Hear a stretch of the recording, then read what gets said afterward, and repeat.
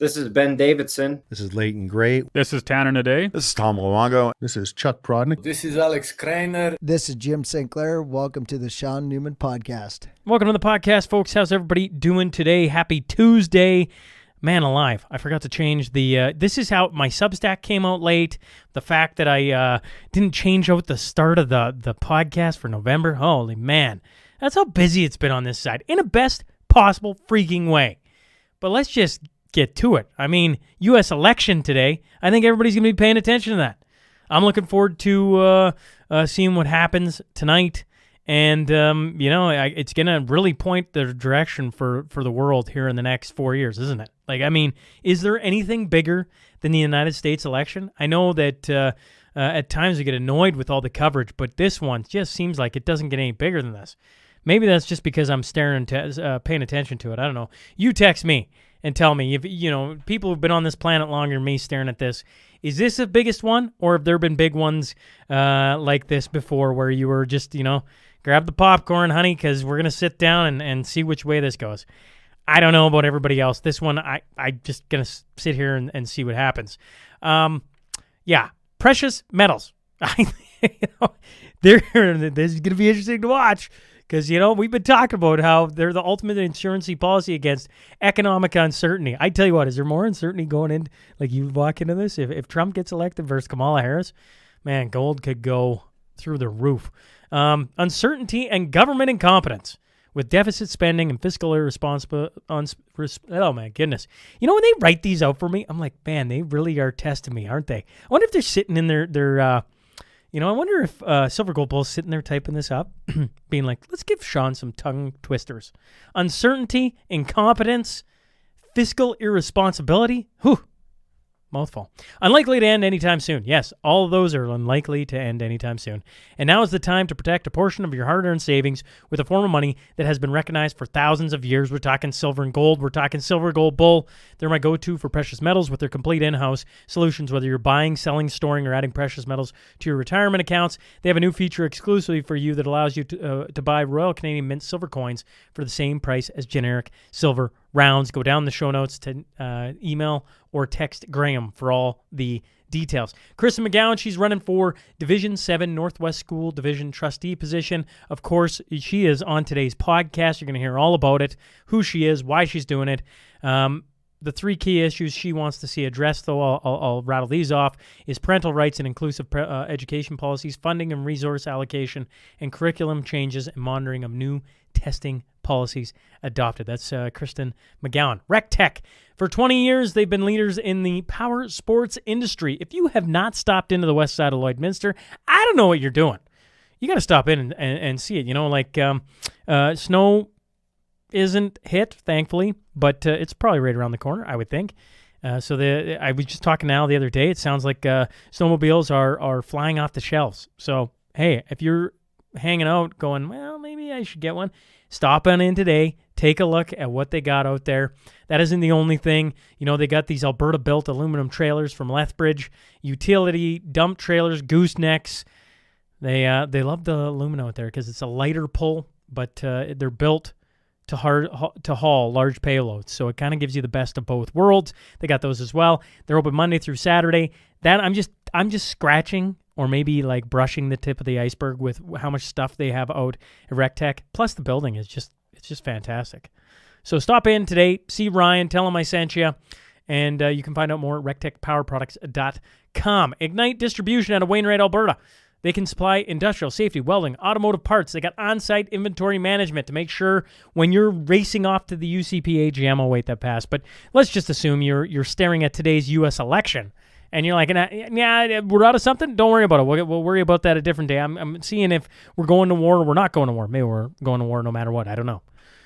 Well, if that's you and that's the case, Shane Stafford's your man, 780-842-3433. He's going to make sure you don't run out of all the things while you're paying attention to things that matter here in life, or you're off on holidays, or you're doing that, or you're dealing with customers, or you're a one-man band, and you're just like, I could just use some help. Shane Stafford is the guy.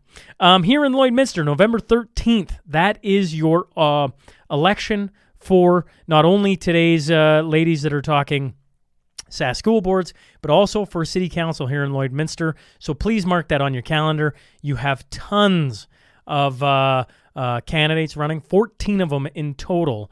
13 of them were on the podcast last week, and you can go hear what they have to say.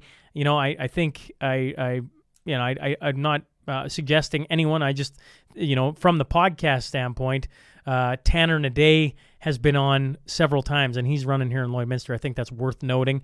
And there's a whole bunch of others. Go check it out. It just happened last week. And make sure to mark your calendar to vote November 13th. I believe you can vote right now as well. So if you want to vote, go out and vote. Just make sure you vote, right? Let's boost the numbers here in Lloydminster and across Saskatchewan with school boards and get the right people in, okay?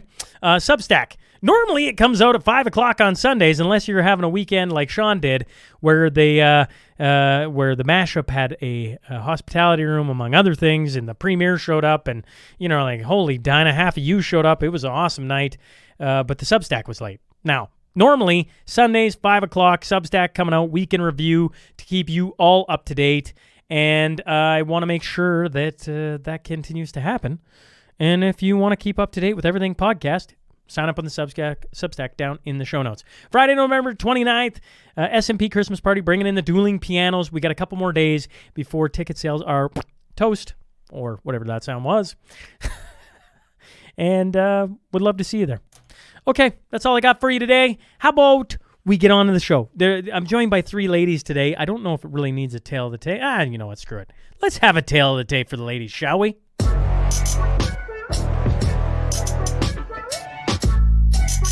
The first is a wife, mother, and business owner in Lumsden, Saskatchewan. The second, a wife, a mother, a copyright writer, and former guest host of the John Gormley Show. She's sitting in Regina. And the third, a wife and mother and business owner from right here in Lloydminster, Saskatchewan. I'm talking about Charlotte Sebastian, Lise Merle, and Kristen McGowan. So buckle up. Here we go.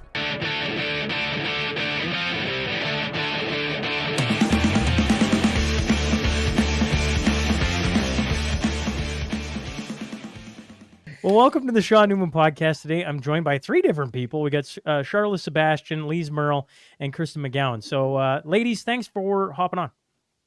You're very welcome. Thanks for having us.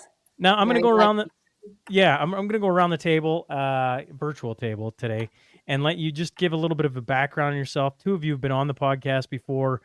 Kristen's been talked a lot about on the podcast, obviously as one of the, you've been supporting the podcast, advertising your company, but maybe people haven't heard those episodes. Maybe we got newcomers.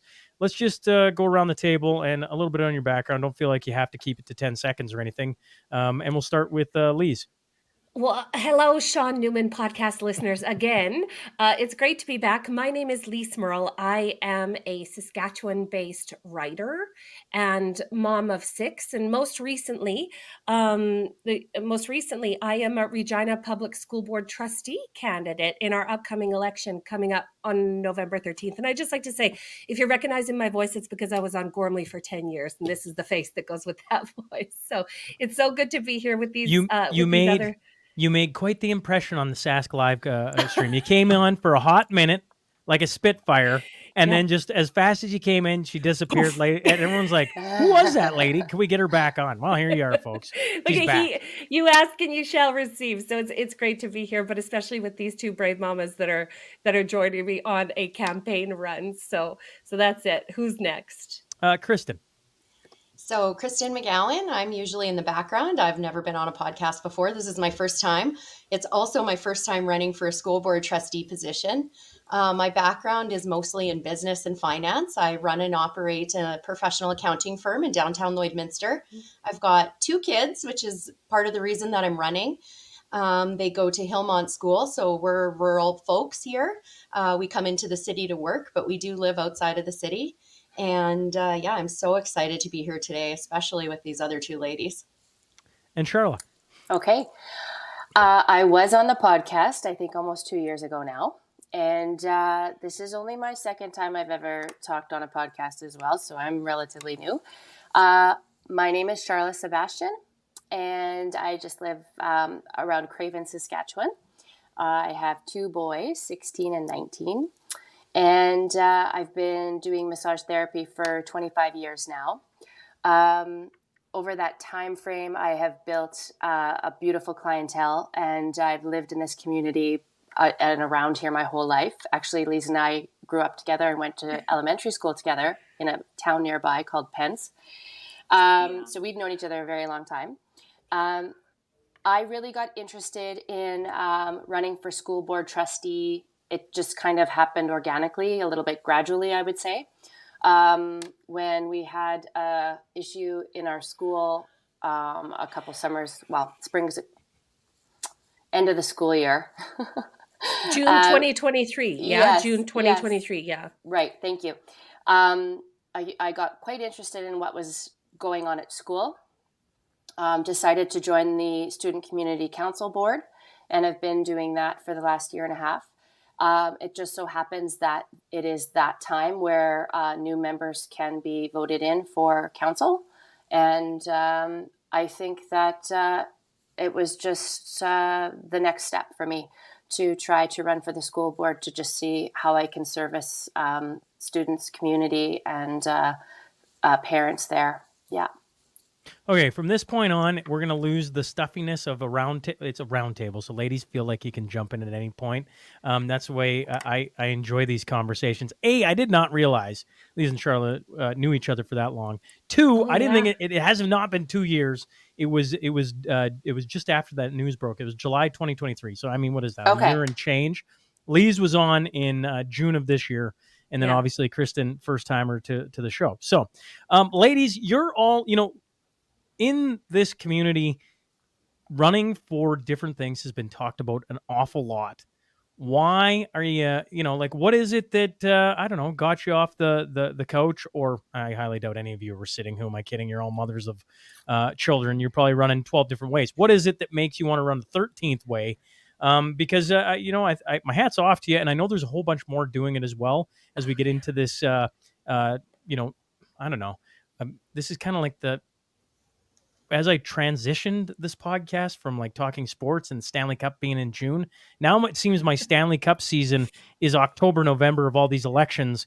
And I've been trying to tread water. Hopefully I've been doing a decent job, but I don't know where you guys take my mouthful and I don't know why and how are you dividing your brain to go one more direction? I can start with this one. For me, I was waiting for this opportunity. Truthfully, I was hoping it wasn't me, but I'm going to say COVID for a lot of people. And for me, especially, felt like an awakening period. There was a lot that went on in COVID that made me just open my eyes to what was going on around me. And during that period, and talking with other parents, other members of our community, what was going on in the world and at our schools, it seemed like we didn't have a voice. And so even through the proper channels that we normally would be allowed to speak, like the SEC and things like that, felt really blocked and really shut out. And that leaves people feeling angry and, even more anxious in a situation where we were all trying to figure out what was going on in the world. And so during that time, there was a lot of discussions about the importance of our local boards. And we've never before seen a time, or I haven't in my lifetime yet, in my experiences, where that has been more apparent. So ever since COVID, it was like we just had these elections. And in my school division, they were all acclaimed. There was so little interest that every single person who ran, so anybody who put their hand up, they were in. So it wasn't even really, nobody was really engaged in this process then. And I remember just thinking, and with a lot of people, the next time these elections come up, we now know how important this is. And we need to find leaders in our community who are going to fill these positions and are going to spend the time to hear and listen and talk to people of our community and really represent them in all views. And so for me, that was it. And so it felt like it was only a short time, but here we are and the elections are up. And exactly what Charlotte was saying, the time has come. So we're here now and we need to fill these positions. And I didn't see anybody else who was able to do it. So, kind of rearrange my life and business and different things to be able to run. And I'm glad to take the calling, I guess. Oh, that's so great, Kristen. Yeah. I think a lot of us had a great awakening in COVID, when we realized that things were not exactly as they seemed, and that was the sort of impetus for so many of us to get involved in these races. And make no mistake, now I know why they call them running for public office, because you don't stop running while you're trying to get your message out and manage your family and keep your your business afloat and all of the things that you have to do. But yeah, like you and like so many people in Saskatchewan, I think that when Brad Wall formed government, the Saskatchewan Party formed government in 2007, I think a lot of us just thought that the NDP was just going to go away, and they did not go away. What they did was they took over, they infiltrated all of the board positions municipally. Yeah. So those are your school boards, your municipal boards, your city councils, your water boards, any board that a lefty could get on, they did. And I think all at once we realized the folly in letting that happen.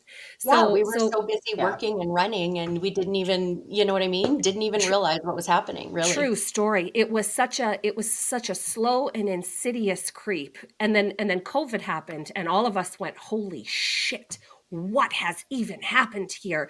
And then you add in all of the new fandangled things that have crept into education that are extraordinarily controversial, Yeah. that aren't supported by families, or that are contrary, really, to the deeply held values and beliefs of families. And we just all sort of realized at the same time that something must be done. So in Regina, we have a group called the Regina Civic Action Awareness Network. It is a group of just concerned people in Regina.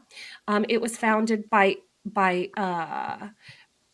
really ethical and people, well, really ethical and people with a lot of integrity. We have a lawyer founder and a teacher founder, and we got doctors and we got engineers, and we got, these are just concerned people that started by looking at what was going on at City Hall, but then very quickly focused on the school board as an area of contention, I'll say. And we've spent 2 years strategizing about how we can make this better. And we just decided that it wouldn't be enough to get just one person on the board. We needed a balance of power on that board. So we are running 7 candidates for every area of Regina, to really, I guess, lend parents a voice in this, because parents have been relegated to this situation where we're considered sort of inconvenient and ignorant observers in our own children's experience. And this is abhorrent, Yeah. that this has been allowed to get to the point where it has. So ask any parent that's tried to advocate on the behalf of their own children, and you will hear them tell you that they are gaslit, they are stonewalled, they are overtalked, they are experted out, they are mansplained, and they are shown the door. And there is no mechanism for parents to even get a word in edgewise. And I see that very much as part of my role, is creating pathways for parents to be not only just involved, but the key part of this education piece. That is what we are missing, is the involvement by the parents. So that's why I decided to run. And honestly, I just felt like, and I'm sure you felt the same. If not me, then who? And if not now, then when? We can't afford to do this for the next 4 years. None of us can afford to do this for the next 4 years. Our kids aren't doing well. Our institutions aren't doing well. Trust in all of these relationships is not doing well. And we got to get us on a path where we're all working together better. So, yeah. Yeah, that's exactly it. I knew I just couldn't sit idle and hope that somebody else would do it. Absolutely. I'm right on board with both of you. I think for me too, not only did it just feel like the next step for me, but it also felt like I have a thick skin. I am very good at trying to have, my whole tagline is strong foundations, open conversations, because I just feel like that is lacking so heavily. We can't, as adults, have conversations about any specific thing in case we offend somebody. And Yes. being on the SCC board, even trying to have a conversation regarding anything that's gender ideology or anything regarding anything surrounding that terminology is just, it's like talking to nobody because nobody wants to touch it with a 10-foot pole. And I'm just thinking we are very much lacking conversation in general. So without being derogatory, without being blameful, hateful, anything at all, just being able to actually have conversations and ask questions is a big, big problem. So I really want to be able to have conversations. Whether you agree to disagree or not, it's lacking. I feel like parents are shut down to conversation. I feel like they don't have an avenue, like Lise was saying. I also know for a fact that they try and they step up and they get the courage to finally say something and do something. And then there's a big runaround. It's like, well, you can't talk to the administrator. You can't talk to the board. Then you got, well, it's this problem goes to the Minister of Education. That's his problem. And then he turns around and goes, nope, this is actually a problem at your school. And so when parents have that runaround, they quit because what are they going to do? And so I thought, I have a big voice. I can step up for people. I would take good pride in actually being able to do that as my next step. And I agreed there in this area. So I'm in Prairie Valley School Division. There's actually 10 positions here. So I'm in Division 2, Subdivision 2. And a lot of them are acclaimed. Yeah. And so I found that very interesting. What I've really noticed when I'm talking to so many people is that they had no idea they could even vote for this position because most of them have never done it in their whole lives. So people are very interested. They're going, I didn't even know I could do this. Well, and actually, when do I do you this? raise a really good point. I was Yeah. wondering about this. So, Yeah. when are your school board elections? Are they all on the same day? November Are they- 13th. Same as Everything's the November 13th. municipal. Yes, same as municipal elections. The same day you elect your mayor and your councillors is the same day you elect your school board trustees. November 13th in Saskatchewan, Wednesday. Yeah. So do you forgive me, folks, because I'm like maybe I'm just dumb, and that's fine. Like, is it the same voter card as what you're going to vote Yeah. here? It's the same ballot. It's the same ballot. In the cities, it may be slightly different because we have a Catholic division and a public division, but they ask you that when you get to when you get to your voting center or wherever you vote, they say, are you Catholic? And if you say yes, you get the Catholic ballot. And if you're not Catholic, then you get the public ballot by default.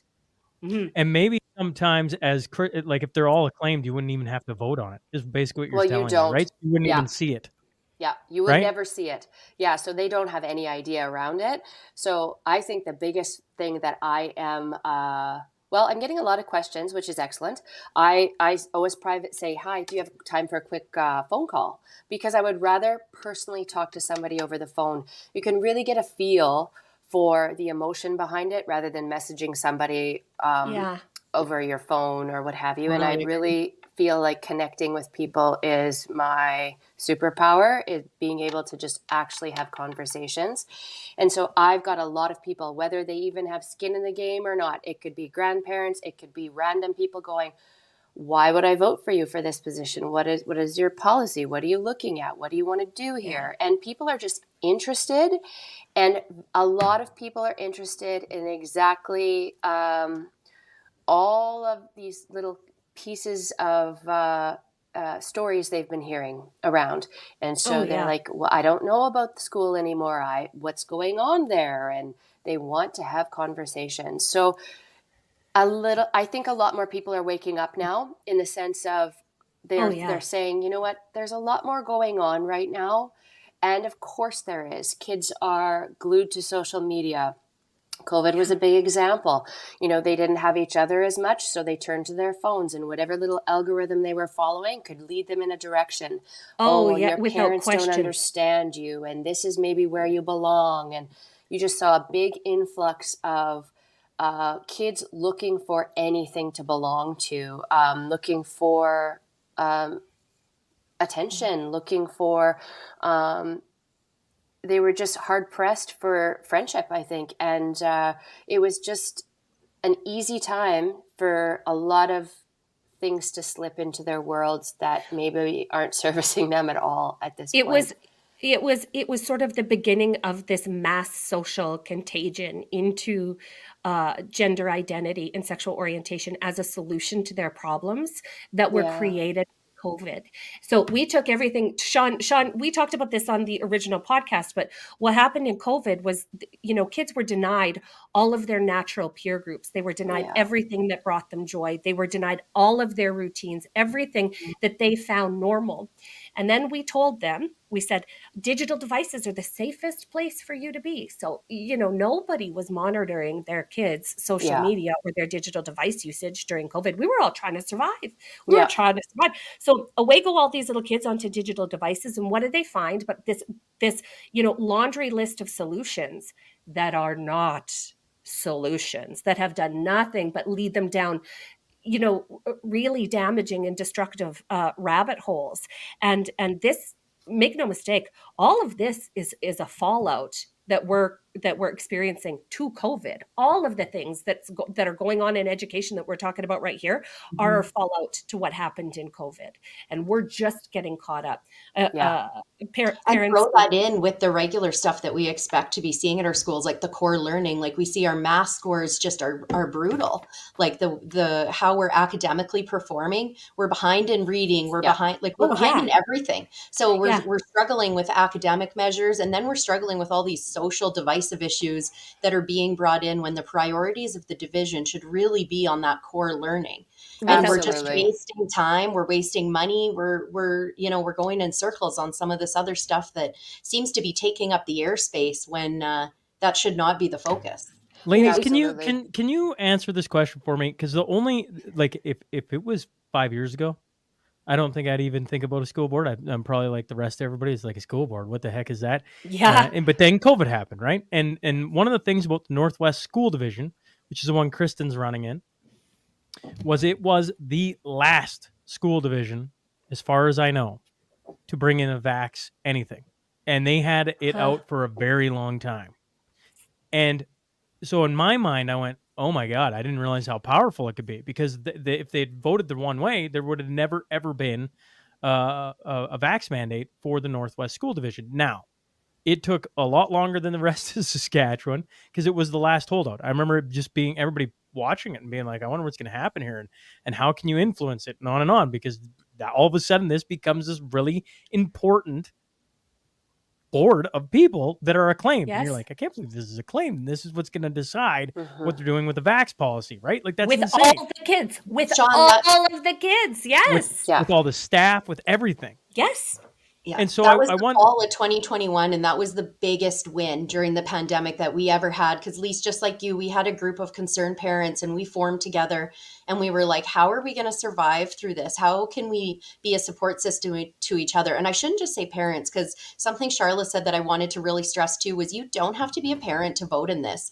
Just because you don't have children in school, everybody can show up to this and vote. So if you're a grandparent, if you're a community member, if it doesn't matter who you are, you do have a vote in this school board. And please, we want to hear from you too.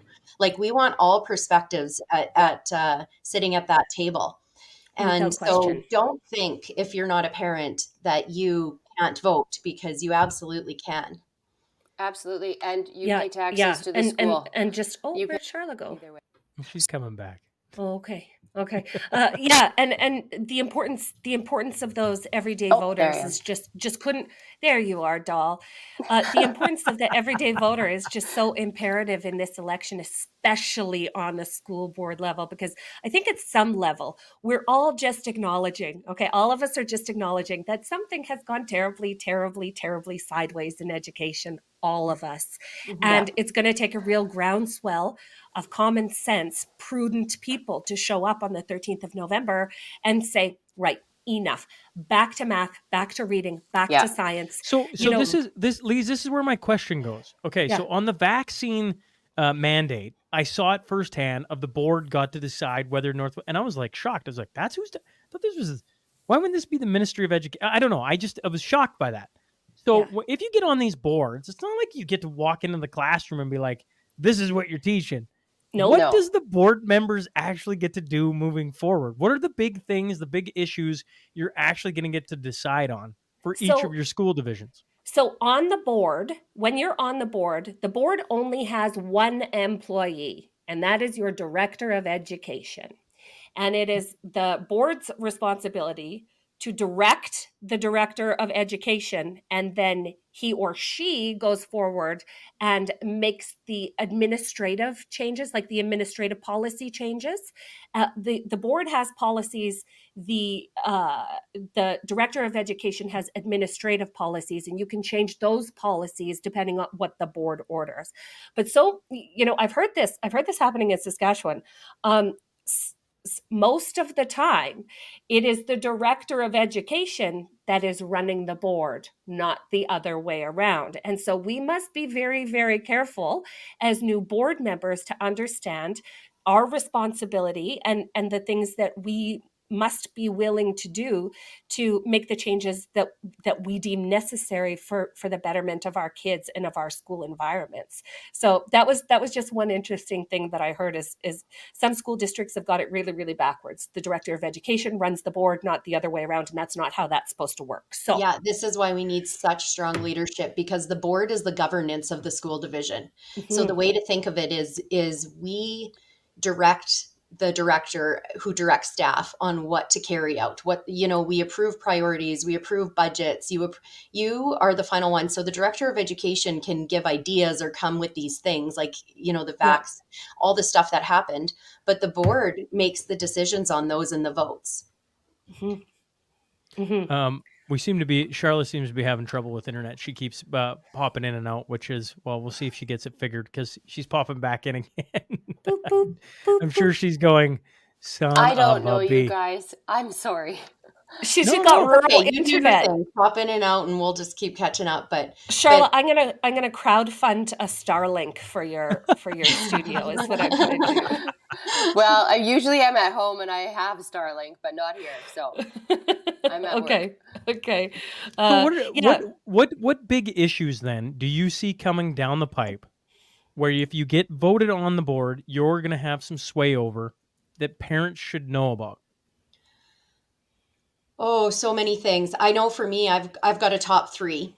And without going into each one in too much detail, they're parental rights and education. Oh, So making sure, yes. right? Probably all of us, Yeah. our core values as parents are respected, and we are absolutely part of our kids' education. The next top priority for me is budgeting and resource allocation.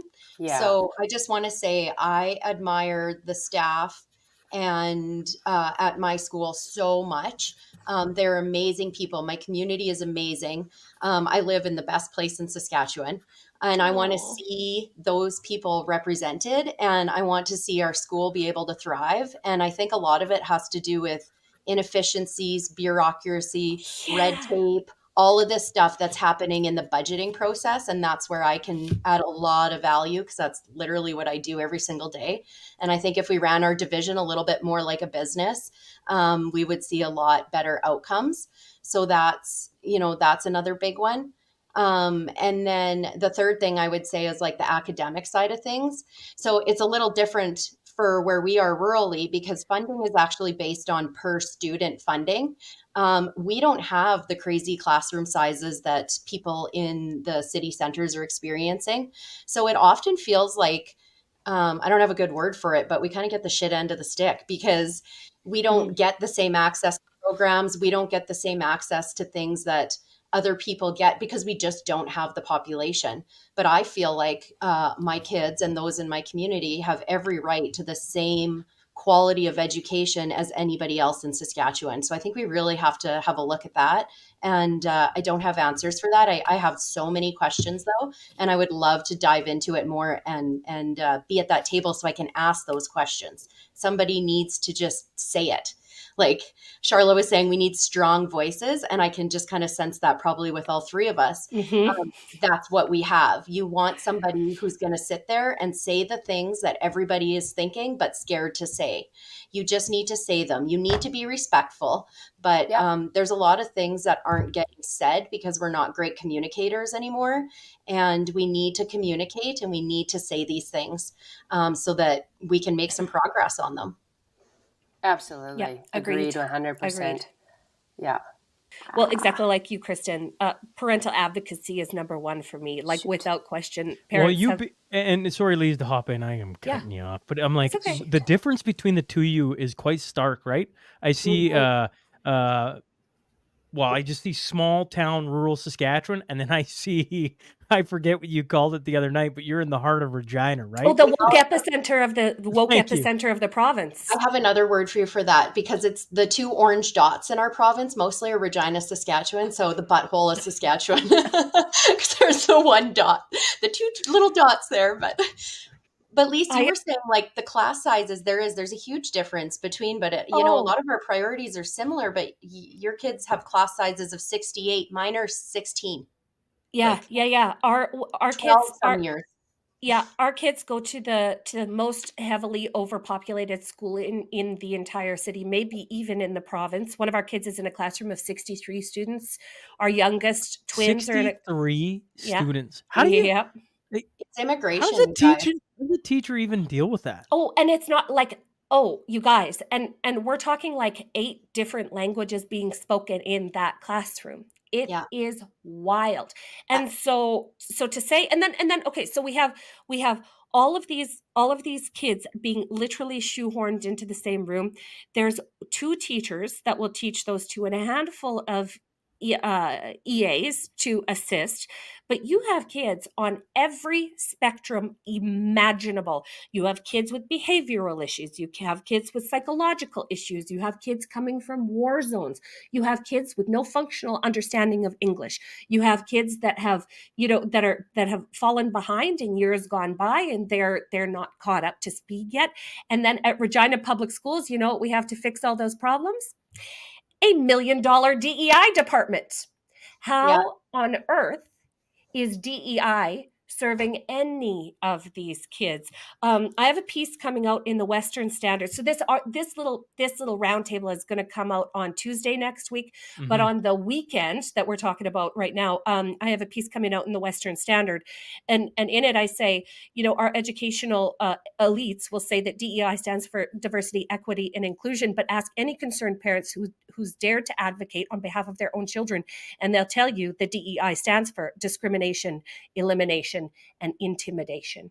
And that is what they are focused on at our school division side. So if we could listen, I'm like you, Kristen. Like I can run a budget like a single mom. Okay, nobody can stretch a budget further than a single mom, and I was one. And I want to go through and do a complete financial and resource audit. What exactly are we spending money on, and why are we not serving students with that money? And then getting back to basics. Same as you, Saskatchewan students right now. This is according to the PISA report. Have you guys looked at the PISA report? It's a program for international student achievement. It's the largest standardized okay, here, Shaun, I'll tell you about it. It's the largest standardized test in the world. 80 countries, 100 and some odd thousand kids participate, all grade 10, all age 15. Okay, it happens every 4 years on a rotational basis. So 1 year they'll do math. The next cycle, they'll do literacy, and the next cycle, they'll do science. So that in any 10-year span, you get a really good idea of how your kids are doing. And Saskatchewan students, okay, brace yourselves. Saskatchewan students have fallen further and faster than any other cohort of students in the nation of Canada. We rank second last in the nation in math. We're third last in the nation in literacy. This, while the students next door in Alberta, who are identical to us in terms of culture and resources, run circles around us every single year and have for 40 years. And this is not because there is a lack of funding.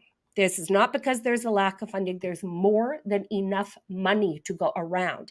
It is because there has been a lack of focus. We have been so wholly focused on all of the wrong things in these last 10 years, and we've seen our student achievement plummet. So what we're doing is graduating kids that have no hope of competing ever with the kids from Alberta, the kids from BC, and the kids from Ontario and Quebec. That we really have to buckle down. And if we all do this at the exact same moment in Saskatchewan, and we are just from like 3 different school divisions, but make no mistake, we have like 29 school divisions, I think, in Saskatchewan. Every single one of them has moms like us running on those boards. And if we buckle down, starting right now, in 5 years, we could be top 5 in the nation. In 5 years, but it is going to take, it's going to take a hell of a lot of focus and a hell of a lot of heavy lifting. But I mean, what else do we have going on? So the other thing happening there too, like it wasn't just COVID and this, COVID is obviously a huge part of everything that happened, but we've also moved towards this discovery-based approach of learning. And Oh, so yes. we're not even doing like standardized testing. It's like you look at a kid's report card, you're getting letters, numbers, they're very broad categories. They don't really give you a great idea of how your kid is achieving because it's not a standardized testing method. And so we've seen the effect that this has had already by these stats that you've shared. Like we're dropping because we're not even testing where we're at. So we're soon going to even be able to lose focus of how we're stacking up to, each other and other countries. Yep. No, and the teacher unions, like the super far left woke teacher unions, hate standardized testing. They hate it. They argue, well, kids learn in different ways, and there's lots of different ways to assess the children. Yep, but you know what the best assessment is for teacher accountability? Standardized tests. Because if they show year after year how a teacher is doing and how well they're teaching. And I'm just of the mind of, listen, if you're an ineffective teacher, okay, that doesn't do your work yearly, year after year after year, well, then you need some additional training. But then that brings me to our next point. Professional development training for teachers in Saskatchewan. I think they get 10 days off a year for professional development. Mm-hmm. In Regina, anyway, they have had no math, no science, and no literacy professional development, not in the last 5 years. It is fully DEI-based training. It is fully gender training. It is fully sexual orientation. It is climate. It is critical race theory. It is oppressor versus oppressed training. We're literally not training teachers to keep up with the latest developments in education, and it shows. There was an education minister in Ontario. His name was Stephen Lecce, and he last year declared that teachers in Ontario could not take professional development unless it was STEM related. So science, technology, engineering, and math. That's it. He limited them to that kind of training, and guess what happened? They started doing better in all of those proficiencies. So that's what we need to have happen here. I might text Jeremy Cockrell and tell him that we need that first thing. But yeah, like, are we surprised that our kids are learning about gender? Well, this is what the teachers have been learning about too. So yeah. I wish Charlotte was in here because one of the things that started me on this. I don't even know what it is, right? I'm married to a teacher, so it's like it's really interesting, right? Like I'm like, I wonder if a guy should be adding in teachers to this round table, because like one of the things that I see different from a rural perspective to the city perspective is maybe the pace of change. But at the same token, I'm also like, are we all starting to see there's these little gender things starting to creep in just ever so slightly? And, like you look to Regina, and you're like, holy crap, what a wild thing that's going on there. And yet in Lloyd, and I go direct to Lloyd because it's the school closest to us that I've been given a book that their kindergarten girl brought home, and it was, the King and the Prince. I don't know, a gay love story is what it is. I'm like, well, why would that even be in there, right? Like, why are we doing that? Except that's what we're starting to see everywhere. Are we starting to see this, ladies, everywhere? Because, sometimes it's like No, it's only happening in Regina, right? It's only We're happening over there. so not to be like not to be not to scare you or anything, No, but if you you don't fire away, Lise. but if you don't do something about this right now, this is less than 3 years in your future. Like this, what I'm describing to you is less than 3 years in your future. Like for instance, for so our kids went to a school that opened 7 years ago, and it was like it was just like a rainbow academy for the first six years.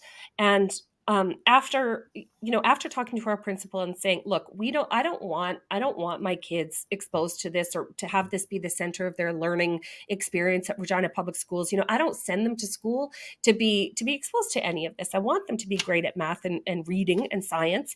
But if you're hearing from moms and you're hearing from me, then you'll just know that I don't want any part of this for my kids. Well, guess what happened? Our teacher librarian sent out a digital library for Pride Month. So what it was like a Google a Google worksheet, right? And it looked like really colorful, and it was all animated and sparkly for kids. And it had a bookshelf on it. And then you clicked any one of the books on the digital bookshelf, and it linked to a kid's YouTube video where they could be read the Pride books. These are books by, Jazz Jennings, the transitioner in the States. These are books that are covering topics that I don't want my kids not within 100 feet of. And yet it's just being promoted without parental knowledge or consent as something that's just so completely normal. And they do it this is just so maddening. They do it under the guise of safety and inclusivity. Well, we want this to be a really safe and inclusive space for all kids, they say. But if you ask them why it's so important to expose kids to this ideology without using, this is the key, without using the word safety or inclusion, tell me why it's so important to expose kids to gender ideology.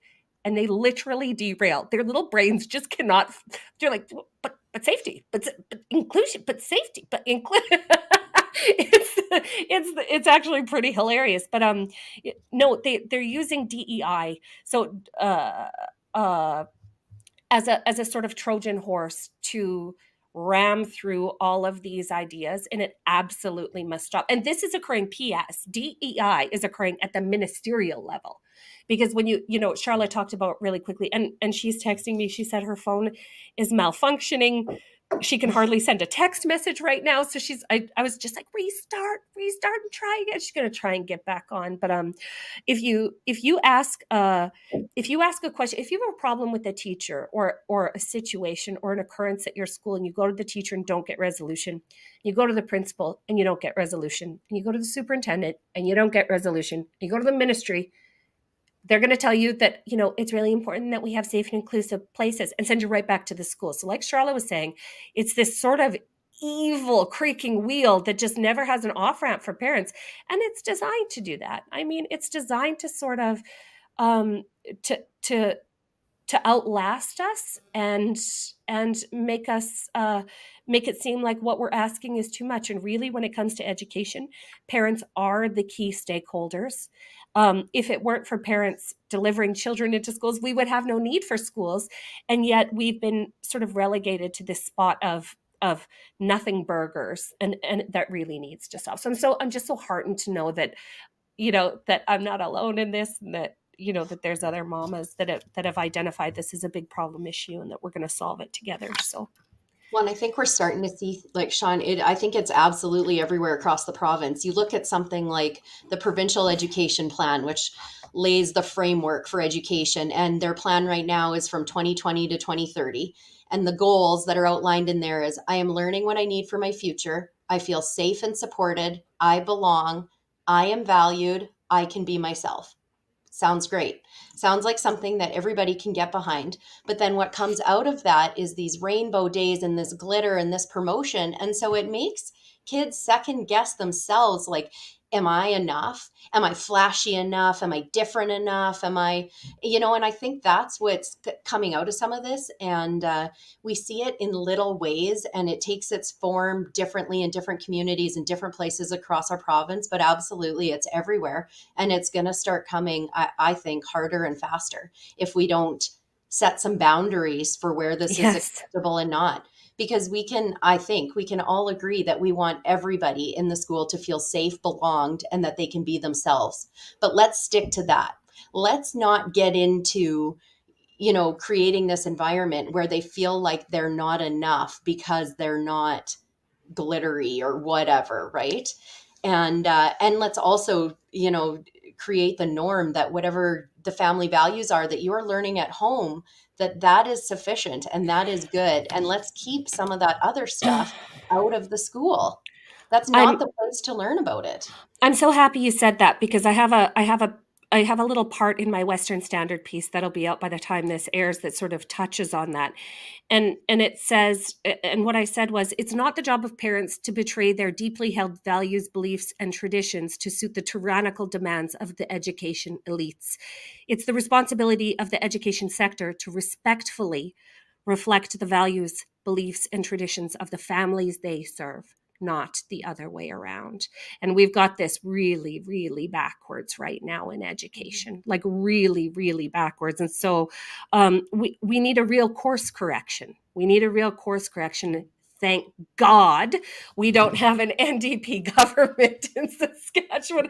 I mean, to say that I had the stress sweats about just the thought of our parental bill of rights getting flushed down the toilet if the NDP got in, I mean, we are just so lucky that we have a Sask party government right now, because I know that somewhere deep down they are acknowledging that something definitely did go wrong, okay, in education. They're also very cognizant of the fact that they were the guys in charge when it did go wrong, and they have a vested interest in getting it right, because if they don't get it right, especially as it pertains to education, they will pay for it 4 years from now in the next election. And they know it's really interesting, you guys, the way that this happened. But the notwithstanding clause, okay, the notwithstanding clause is like a 5-year pause on a piece of legislation. It was wielded last October 10th. So October 10th, 2023.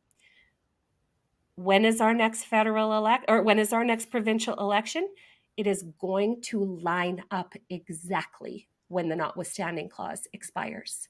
So they have a vested interest in getting this right in the next 4 years, because they know if they don't, there will be hell to pay. So, Well, and we don't have an NDP government, but I don't know that I'd argue that our Sask party government's that conservative either. And some of their policies and things that they yeah, roll out, I'm deeply concerned.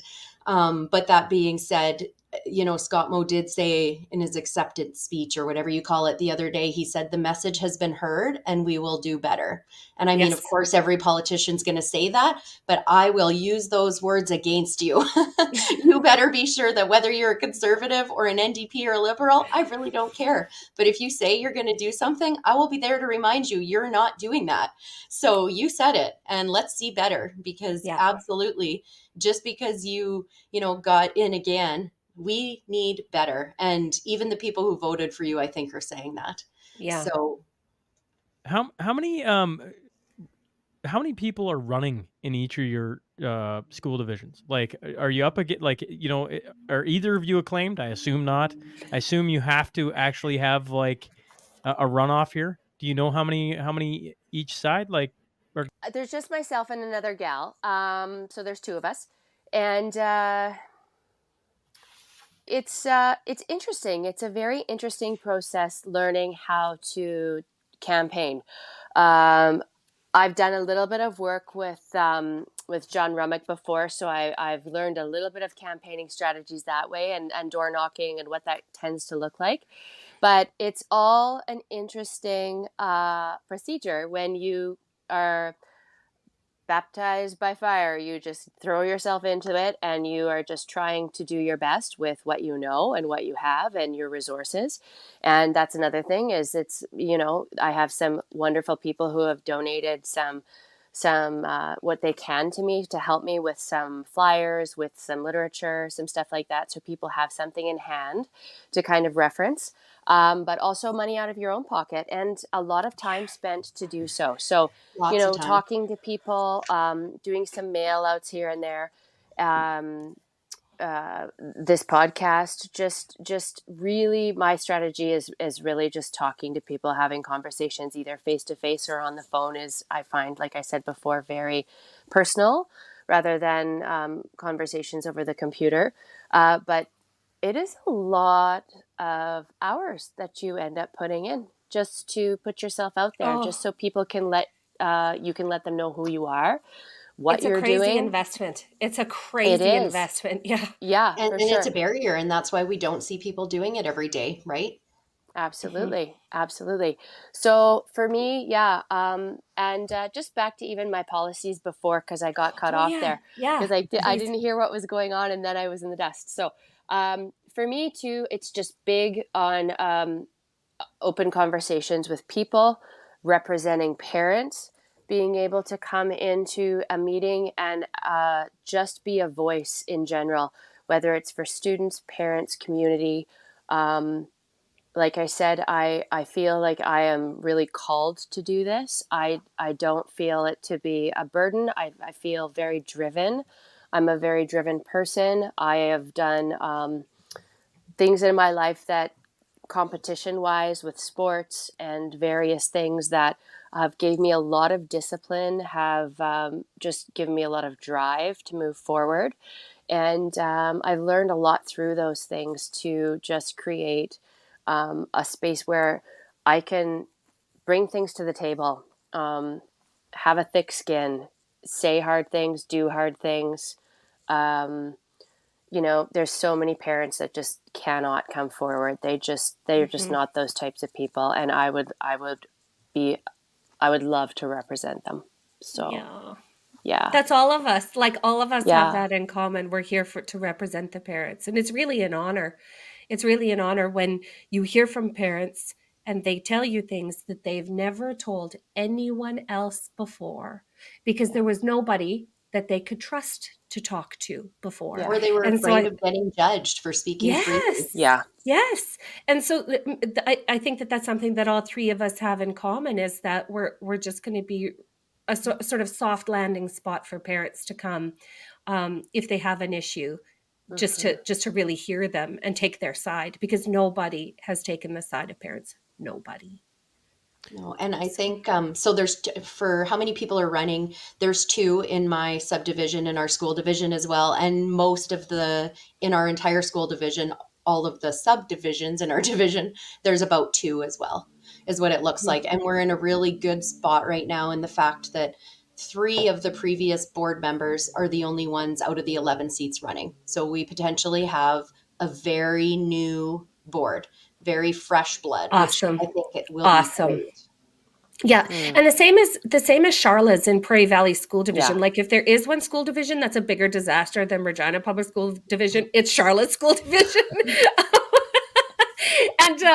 and and we sort of pulled off a little bit of a miracle. A bunch of moms got together really last minute and put together more than a handful, yeah. a small handful of candidates that are looking at taking over the board in Prairie Valley too. So, I mean, just Mhm. don't discount moms who get a bright idea. I mean, if we can pull off a Halloween costume tonight in 45 minutes or less, we can pull off a And school dads board and too. grandparents too, because like my husband, so that I can do all these things, he is equally doing just as much in my house to support this. Like Yeah, Oh, and yes. and grandparents, like my in-laws are there to help watch out, cover, I'm going to an SCC meeting in all the schools because I want to hear from all of them in the division, not just the ones my kids attend.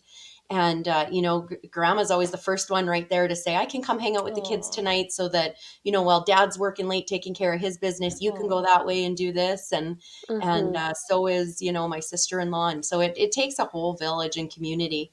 And my yeah. neighbors in Green Street have been huge support systems too. So moms are incredible, but our communities and those around us are what really Hmm. yeah, empower us to be able to do those things. Hmm. Well, I can sit here and say I'm really impressed with the three of you, and I'm sure there's others. As Lee said, there's others across all of Saskatchewan. Probably, the Hmm. first time I ever heard about this was at a For Kids' Sake meeting. That's a group here in Lloyd, And it was a man, I want to say Brad Bensmiller. I think that's who it was, if memory serves me correct. Not that names means much to the three of you. He was the one that suggested this. And this was back in the middle of COVID before anyone started talking about it. Huh? And then he ran, and that was Buffalo Trails School Division, I want to say. Yeah. And since then, I believe they've had multiple people step down, multiple people get appointed because, like, who wants to be a part of a board where it's going to be a little bit contentious, if you would, right? Yeah. And then the heat got turned up because in COVID, the heat got definitely turned up. And, when everybody agrees that, nope, this is exactly what we're doing, the outside forces can say whatever they want. But once you get into those meetings where it gets a little bit dicey, there's a lot of people that don't enjoy that. And you ladies, what I see is you could be walking into dicey situations.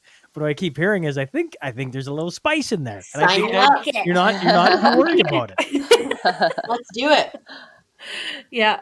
No, fighting with lefties is one of my favorite hobbies. I mean, it just gives me life. And I like to joke that my campaign is being funded because every time a lefty is mean to me, somebody sends me $100. And long story short, I can now buy myself an island in the Caribbean because that's how much I'm not joking. They take a swing at me online. Somebody shows up with $100 and I'm like, whoa, this is amazing, you guys. So no, it's pretty great. It's pretty great. But you do, like Charla said, though, you need to have thick skin. You just need to have thick skin. And Charla and I were raised in the same little small town. And I like to say that, like, I'm scrappy because of where I was raised in Penn, Saskatchewan, in Northwest Regina. And I don't back down from many fights. Well, actually, I can't even think of one. So there you have it. Any final thoughts, ladies, before I let you out of here? I know, Charlotte, I feel bad because you were in and out, but at the times you've got to join us, I feel like you've made very valuable points. All three of you had. I don't want to cut it short, but at the same time, I'm like, okay, November 13th, pay attention to your voting card in Saskatchewan, because there's a good chance you're going to get to vote on who is going to watch over your school divisions. And as we learned in 2021, certainly here where I sit, it became a very, very, very pivotal thing. And I don't fully understand everything that can be done there, but I really want important people or common sense people, I should say, in those positions, because when those important things come down through the pipe, whether it's municipal politics or all the way up, school boards, etc., you want to have the right people in there to catch things, to stop them in their tracks, to change the direction of certain policies. So with all that being said, make sure to vote. But if there's any other final thoughts, ladies, have at her. Yeah, that kind of mimics what I was going to say too, Shaun, was just this is a tough one for people to kind of be bothered to do. So after all of the provincial voting, people are kind of voted out. And please don't be voted out. Please come out for your municipal elections. They are so incredibly important. Again, it doesn't matter if you have children in school right now or not. Everybody can and should be voting for these positions. It doesn't also help in very small communities if there are acclamations, because people kind of just go, then I don't really need to go down there. But please, please vote. This is the thing that I'm reiterating to all of my people that I've talked to just the day before or the day of, just a little quick reminder to them, like, hey, hi, just don't forget to vote today, or whatever it looks like for you, whatever wording it looks like for you, depending upon maybe who you're talking to, but just so that people actually make the trek down and go do it. Again, that's in a couple weeks, so it's November 13th. That could be a blizzard. I really hope it's beautiful, and people will actually go out and support us. One of the things, if I may, just for Lloyd, and then I'll let Lise hop in, is I one of the things I hope that I've done and continue to do on this show is I went and looked at the Lloydminster municipal election for city councilors and how much it took to represent me and my city. And the number one guy who got voted last time in 2020 was 1,800 votes. We got a city of 30,000. What's voting population? Half of that? 15,000? Would that be about right? Yeah. So 1,800 people.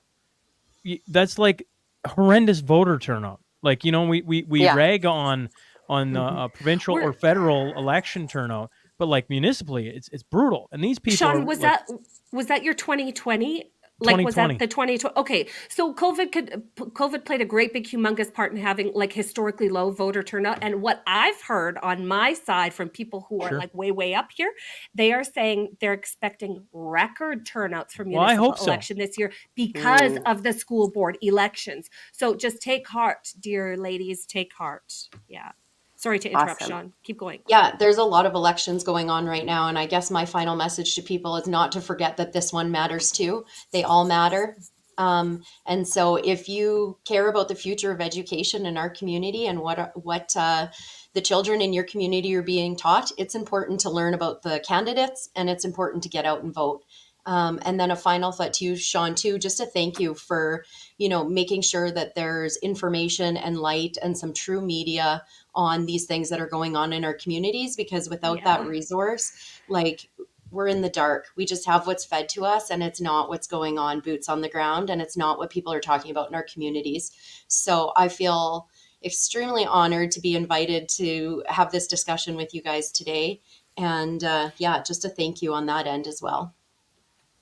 Yes, thank you so much. It was really great. I'm sorry that my internet was not the best, but I really appreciate the time I have spent on today too. Thank you. Well, I look forward, ladies, to seeing what voter turnout is this year. I feel like there is a lot of people engaged right now, a lot of pissed off people that are running or just ready to get out and vote. Like I'm really excited about it. The fact that I don't know, 5 years ago I wouldn't even have thought to have done this. And then to have the three of you, and I know there's a whole bunch else, right? Like when Lise and me were talking, I'm like, okay, this is who I got coming on. She's like, well, you got this person? I'm like, well no.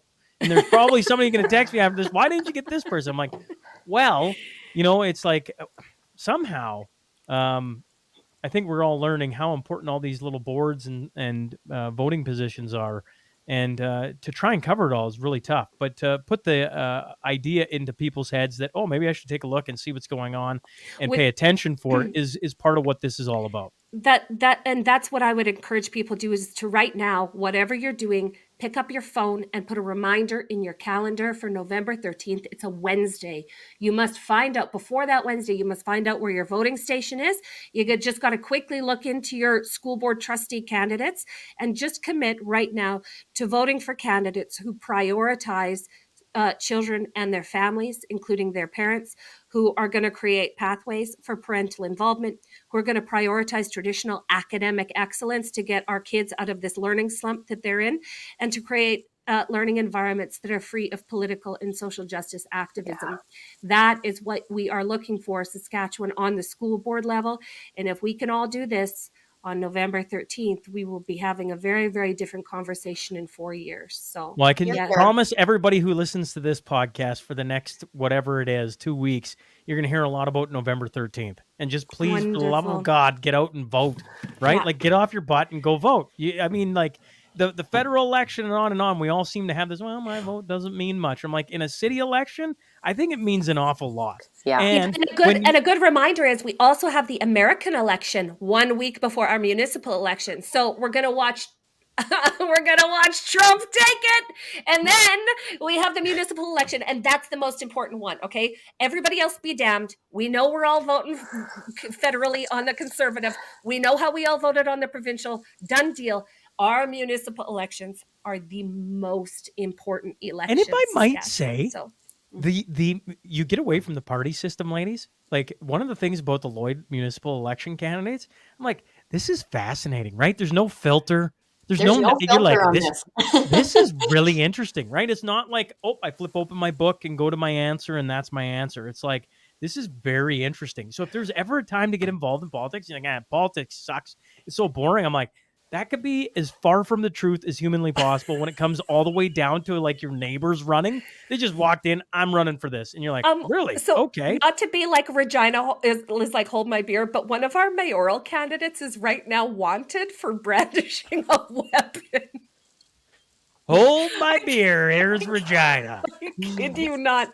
That's actually happening. And you know who else is running for Regina mayor that I just can't get enough of? Dancing Bob. Dancing Bob is running for mayor of Regina. I'm like, this is going to drag the 18 to 24-year-olds. That's a whole nother podcast. It's going to be incredible. It's just going to be incredible. Dancing Bob. Yeah, I got to know the story on this. That's a whole nother podcast, You Dancing guys Bob. don't know who Dancing Bob Can I is? interview Dancing Bob? Is he that Yes. good or what?